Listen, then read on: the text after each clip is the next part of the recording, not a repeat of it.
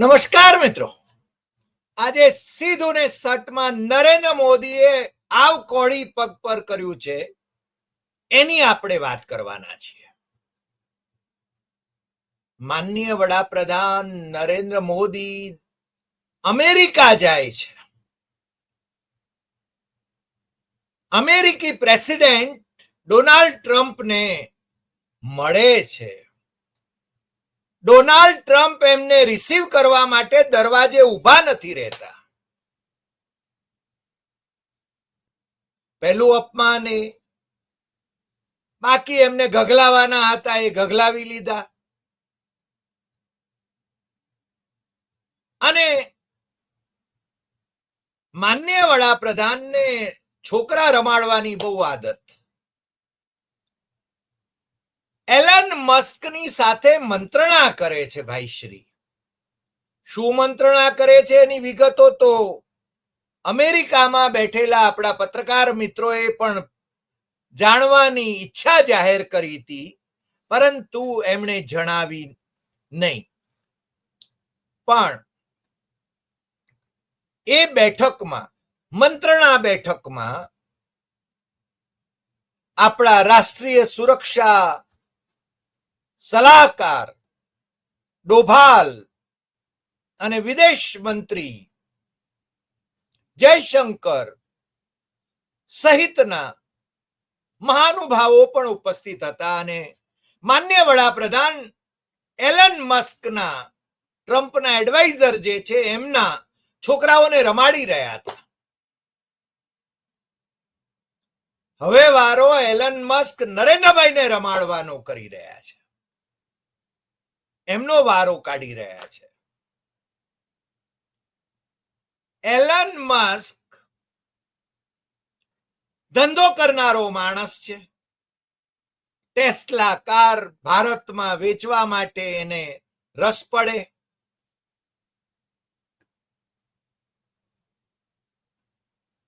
એને સ્ટારલિંક, એની જે કંપની છે, એના જોડાણ એરટેલ અને જીઓ, રિલાયન્સ એની સાથે થાય એમાં પણ રસ પડે. પહેલા તો Elon Musk versus Mukesh Ambani હતું, પણ માન્ય વડાપ્રધાને એલન મસ્ક સાથેની મુલાકાત કરી અને શું ત્યાં કુલડીમાં ગોળ ભગાયો એ તો આપણને ખબર નથી. પણ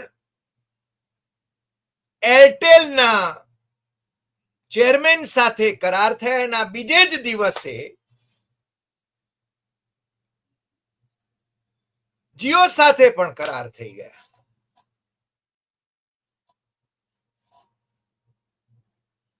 આ ધંધો તો પાકો થઈ ગયો. હવે ધંધો પાકો થઈ ગયો એના પછી માન્ય વડાપ્રધાનને કંઈક બીજો નુસ્ખો સૂજો. ગોઠવણ તો એમના સલાહકારો કરતા હોય, કારણ કે અમેરિકામાં છે ને લોબિંગ ચાલે.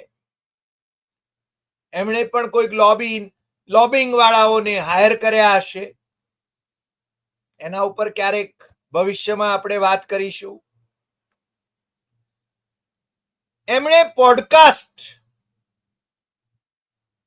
લેક્સ ફ્રીડમેન સાથે કરવાનું નક્કી કર્યું, અને છેલ્લા 2 દિવસથી ભાઈ શ્રી નરેન્દ્ર મોદી એ કેવી ગરીબીમાં હતા ત્યાંથી માંડીને વડાપ્રધાન થયા ત્યાં સુધી એમના ઉપવાસની કહાણીઓ ને બીજી કહાણીઓ એમણે જે રીતે એ પોડકાસ્ટમાં આ લેક્સ ફ્રીડમેનને કહી, ગોદી મીડિયા વાળો જ લાગ્યો અમને તો. કારણ એવું છે કે સાંભળ્યા કરતો તો એને જેને બહુ સવાલો ક્રોસ કરવા જેવા લાગતા નહોતા, એને તો પેલા છે ને ભાઈ માનનીય વડાપ્રધાનના નો ઇન્ટરવ્યુ લેતા હતા. તમે કેરી કઈ રીતે ખાવ છો? ગોળીને ખાવ છો કે કાપીને ખાવ છો? તમે બટુઓ રાખો છો કે નહીં? તમે આટલી બધી ઉર્જા કઈ રીતે ધરાવો છો કામ કરવા માટેની?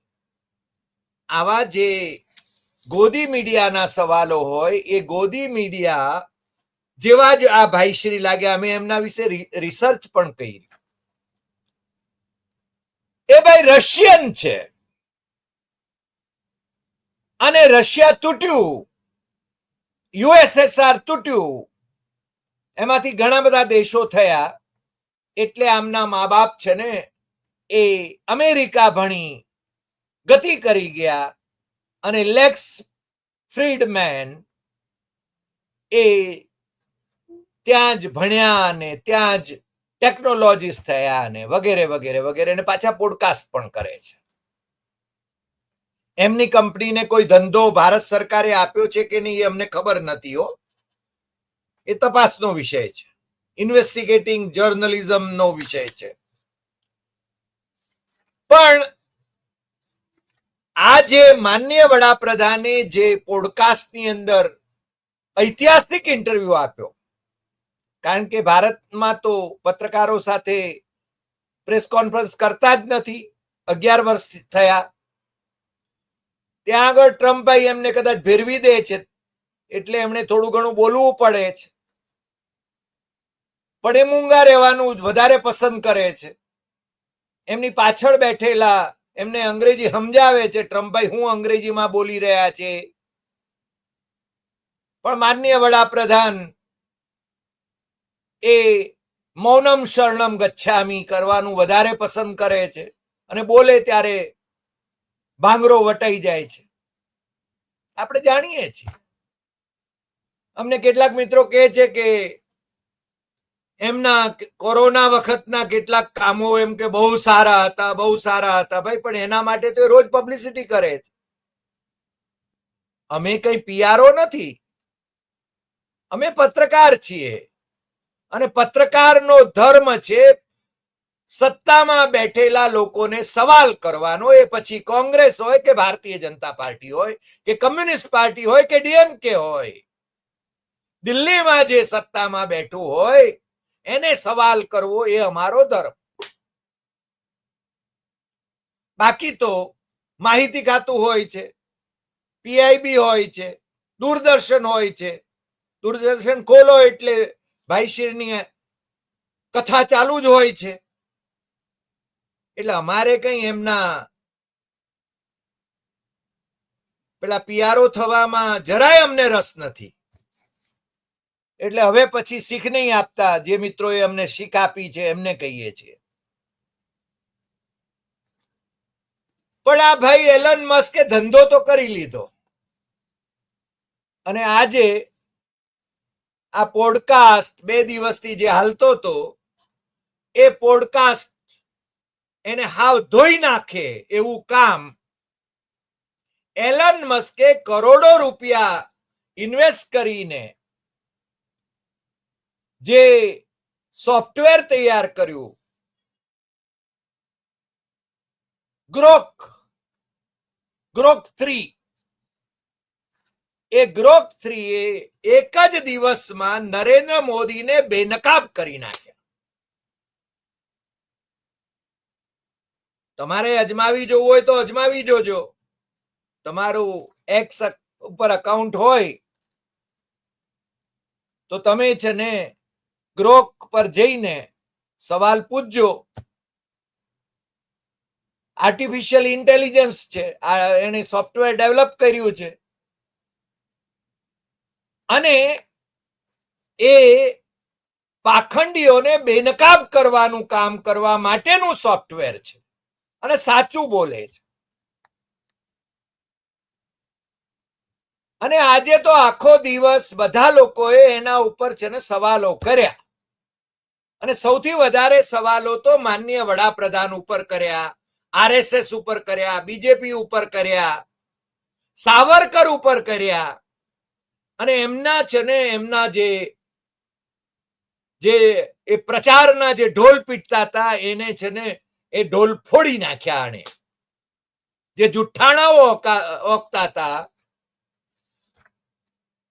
માનનીય વડાપ્રધાન એમના ગરીબીના જુઠ્ઠાણાઓ, એમની ભિક્ષા માગવાના જુઠ્ઠાણાઓ, એમની ડિગ્રીના સંદર્ભની વાતો, રાહુલ ગાંધીની ડિગ્રીના સંદર્ભની વાતો, સોનિયા ગાંધી એ ડાન્સર હતા ક્યાં કોઈ ક્લબમાં, એવા જે અપપ્રચાર ભારતીય જનતા પાર્ટી ફેલાવતી હતી, તો એના વિશે શું હકીકત છે, એ બધી વાતો, એ બધું સાવરકર માફીનામા લખી આપ્યા હતા અને પેન્શન લેતા હતા અંગ્રેજોનું.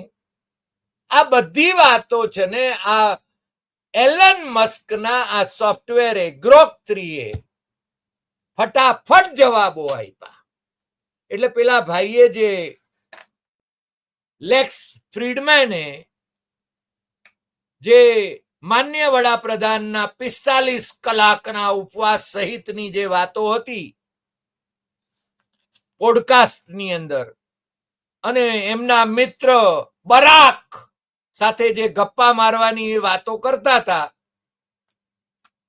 એ અને પહેલી વખત એ જ્યારે વડાપ્રધાન થયા ત્યારે એમણે જે ઉપવાસ કર્યા હતા, અને એમને સ્કૂલમાં મહાત્મા ગાંધી માંથી પ્રેરણા મળતી હતી, અત્યારે નથી મળતી. મહાત્મા ગાંધીને રાષ્ટ્રપિતા એકાદ બે વખત ભૂલભૂલમાં એમણે કહી દીધા હતા, પણ અત્યારે છે ને મહાત્મા ગાંધી જ કે છે, એમને રાષ્ટ્રપિતા કહેતા નથી, કારણ કે આરએસએસ એમ માને છે કે મહાત્મા ગાંધીને રાષ્ટ્રપિતા કહેવાય નહીં.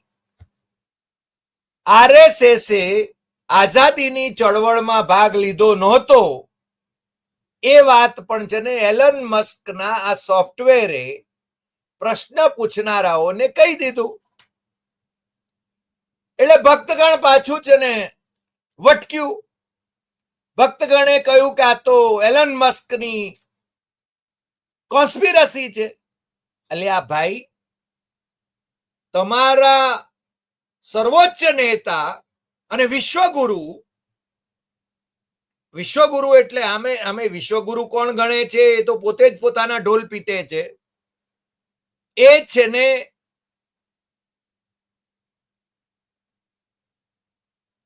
એલન મસ્કભાઈના છોકરા રમાડી આવે છે, એમને મળે છે, એમની કંપનીને ભારતમાં આવકારે છે, અને છતાં તમે પાછા એમ કહો છો, એમના અંધભક્તો એમ કે છે કે આ તો કોન્સ્પિરસી વાળું. આ ગ્રોક 3 બીટા એને પૂછવામાં આવ્યું કે તું ગાળ બોલી શકે છે? એટલે એને કહ્યું કે હા, ગાળ બોલી શકું છું. અરે આ સોફ્ટવેર ને તો કેટલાક લોકોએ તો છે ને લીગલ નોટિસ મારી દીધી. એટલે સોફ્ટવેરે કહ્યું કે ભાઈ હું તો છે ને આર્ટિફિશિયલ ઇન્ટેલિજન્સ છું, હું કઈ માણસ નથી કે કોર્ટમાં હાજર થાઉં, અને મારી ઉપર પ્રતિબંધ ક્યાંથી ફરમાવાના તમે? હું તો દુનિયાભરમાં અવેલેબલ છું. મને લાગે છે બુદ્ધિના જે લઠ લોકો હોય એ લોકો જ ન સમજે કે આ સોફ્ટવેર જે છે આર્ટિફિશિયલ ઇન્ટેલિજન્સ નું સોફ્ટવેર છે, એ માણસ નથી જેને લીગલ નોટિસ ન મારી શકાય. અને લીગલ નોટિસ મારવી હોય તો તમારે જેને એલન મસ્કને મારવી પડે, અને એલન મસ્કને લીગલ નોટિસ મારવાની તો તમારામાં હિંમત નથી. કોઈમાં હિંમત હોય તો સારું. અમારા મુકેશભાઈ જીઓ થી ધંધો કરતા હતા, એમના દીકરાને પરણાવ્યો, 2, 3, 4, 5 વખત પ્રી વેડિંગ કર્યું, અને પછી જીઓના ભાવ વધારી દીધા.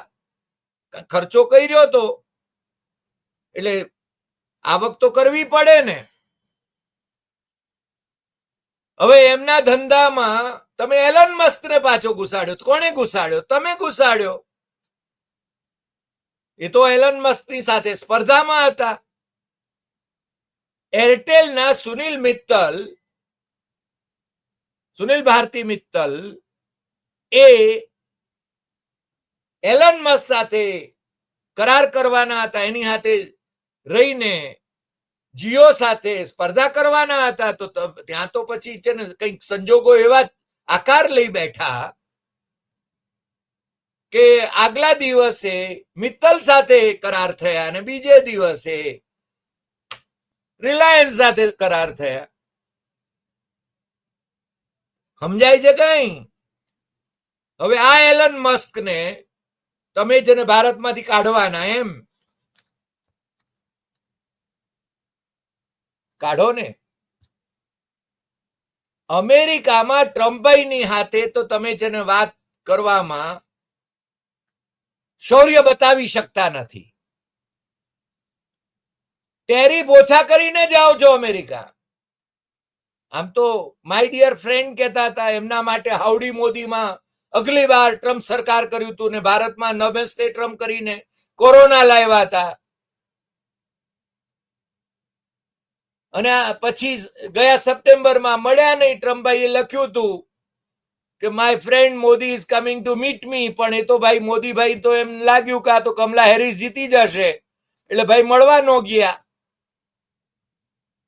એમાં ટ્રમ્પ ભડકી ગયો અને આખા દેશે ભોગવવાનું આવ્યું. 2 એપ્રિલથી ટેરિફ નો કોરડો વિંજાવાનો છે ટ્રમ્પભાઈની ટેરિફ. હવે શું થાય છે? અને બીજું, ટ્રમ્પભાઈ જે કંઈ કરે એની પડખે છે ને ભાઈ એલન મસ્ક ઉભા હોય છે. એમના 14 છોકરાઓમાંથી 2-3 છોકરાઓ રમતા હોય છે ને એક છોકરાને ખભે જ લઈને ઉભા હોય છે. તમને ખબર છે વ્હાઇટ હાઉસમાં? તમે કદાચ લાઈવ ટેલિકાસ્ટ જુઓ અથવા તો ફોટો જુઓ તો તમને દેખાશે. આપણે ક્યારેક છે ને થંબનેલમાં એ ફોટો મૂક્યો જ. એટલે ભક્તગણે ગાળું દેવાનું ચાલુ કર્યું આ ગ્રોક 3 ને. એટલે એને સામે ગાળું દેવાનું ચાલુ કર્યું. કારણ કે એને તો જેને ગાળો બોલતા આવડે જ. તમારા કરતા ભૂંડી ગાળો બોલી શકે છે આ આર્ટિફિશિયલ ઇન્ટેલિજન્સ વાળો. પણ આપણે જેને વાત જે કરવી હતી એ હતી કે નરેન્દ્રભાઈને વિશે એને જે સવાલો એને જે પૂછવામાં આવ્યા, કેટલાક આઈએએસ ઓફિસરોએ સવાલો પૂછ્યા અને નરેન્દ્રભાઈની ડિગ્રી વિશે પૂછ્યા. Leader of the opposition Rahul Gandhi વિશે, એની ડિગ્રી વિશે, એજ્યુકેશન વિશે પૂછ્યા. અને આને તો પાછા છે ને સૌથી જુઠ્ઠું બોલનાર પોલિટિશિયન કોણ એવો એક સવાલ એને પૂછવામાં આવ્યો. Politician in India lies the most. તો પહેલું નામ એમાં લખવામાં આવ્યું કે March 17, 2025 Narendra Modi often tops the list. આમે નથી કહેતા, આ એલન મસ્કે તૈયાર કરેલા આર્ટિફિશિયલ ઇન્ટેલિજન્સના સોફ્ટવેરનો જવાબ છે. અને એમણે જેને 5 વર્ષમાં કેટલા જુઠ્ઠાણાઓ ક્યાં એની એ વાત કરી, જેને ખોટા દાવાઓ કર્યા એની એ વાત એમાં કરી છે. 15 લાખ રૂપિયાથી માંડીને COVID-19 માં પણ જે દાવાઓ કરેલા એ બધા ક્વેશ્ચનેબલ છે એવું એ પાછું કહે છે. સમજ્યા? આ બધી વાતો એ આ સોફ્ટવેરે કરી. હવે અમારે શું કેવું? આ તો અમે કહીએ છીએ કે આ તો આવ કોડી પગ ઉપર કે કોડી ઉપર પગ. માનનીય વડાપ્રધાને પોતે જ છે ને એવું જ કર્યું છે. સવાલો પૂછવામાં આવ્યા કે શ્રેષ્ઠ પ્રાઇમ મિનિસ્ટર કોણ અત્યાર સુધીનો ઇન્ડિયાનો? તો કે મનમોહન સિંહ. સૌથી કમ્યુનલ નેતા કોણ? તો 2 નામ આપ્યા, યોગી આદિત્યનાથ અને નરેન્દ્ર મોદી. સૌથી સાચો નેતા કોણ, સાચું બોલનારો? તો કે રાહુલ ગાંધી. સોનિયા ગાંધી ડાન્સર ક્યાં હતા? એટલે કે ડાન્સર ક્યારેય નહોતા, એ બહારમાં વેઇટ્રેસ હતા. નહેરુએ પોતાની કેટલી સંપત્તિ દેશને અર્પણ કરી દીધી? તો કે 98%. આ તો હાડું ઉપાધિ કરી. સાવરકરના માફીનામા અને પેન્શનની વાતો કરી એમણે, તો કે નહેરુ અને ગાંધી પણ જેલમાં માફી માંગીને છૂટ્યા હતા જેલમાંથી, તો કે ના નહોતા, એમણે ક્યારે માફી માંગી જ નથી કે ક્યારે સરકારી પેન્શન લીધા નથી. ગાંધીને જેલમાં રાખવા માટેનો જે ખર્ચ થાય એની જ વાત હતી, એમાં પેન્શનની વાત ક્યારે નહોતી. અને નહેરુ કે ગાંધીએ ક્યારે માફી માંગી નથી અંગ્રેજોની. આ તો નરેન્દ્રભાઈને માટે સાપે છછુંદર ગળ્યું એવી સ્થિતિ ઊભી થઈ જ. મને લાગે છે કે આવતા દિવસોમાં જો નરેન્દ્ર મોદીમાં હિંમત હોય, તાકાત હોય, ગટ્સ હોય, સ્વાભિમાન હોય, તો એ છે ને આ દેશમાંથી એલન મસ્કને, એની કંપનીઓને એ છે ને વિદાય કરાવી દે. અને આ સોફ્ટવેર જે આવ્યું છે, જે એમને જુઠ્ઠા પુરવાર કરે છે, એ સોફ્ટવેર ભારતમાં જેમ ચાઇનીઝ કેટલાક ટિકટોક ને એને બંધ કરી રહ્યા છે એવી રીતે એને બંધ કરાવે. પણ એલન મસ્ક નું સોફ્ટવેર બંધ કરવું એ જરા મુશ્કેલ છે. હવે નરેન્દ્રભાઈ શું કરે છે એના તરફ આપણી નજર છે, કારણ કે નરેન્દ્રભાઈ આમાં તો બદનામ થઈ ગયા. પેલા પોડકાસ્ટની અસર જ ખતમ થઈ ગઈ.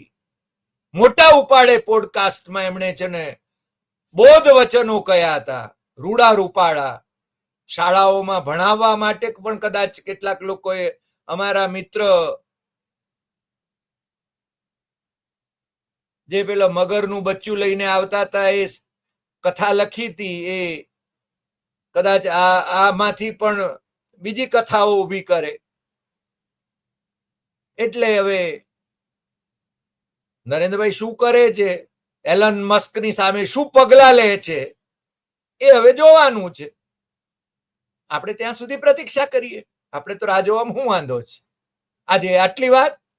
ફરી મળીશું નવા એપિસોડમાં નવા વિષય સાથે. તમને જો આ એપિસોડ ગમ્યો હોય તો સૌથી વધુ શેર કરશો, લાઈક કરશો, કમેન્ટ કરશો. અને આ એલન મસ્કનું જે સોફ્ટવેર છે એ કોઈ કોન્સ્પિરસીનો ભાગ છે કે કેમ, કે ગ્રોક 3, એ તમારે જ નક્કી કરવાનું છે. અમે તો એવું માનીએ છીએ કે સાચું બોલે છે. અત્યાર સુધી તો આપણે તથ્યોને આધારે વાત કરતા રહ્યા છીએ અને સાચું એ બોલે છે એવું લાગે છે. ખોટું પુરવાર કરવું હોય તો નરેન્દ્ર મોદીની સેનાએ એને ખોટું પુરવાર કરવું જોઈએ. નમસ્કાર.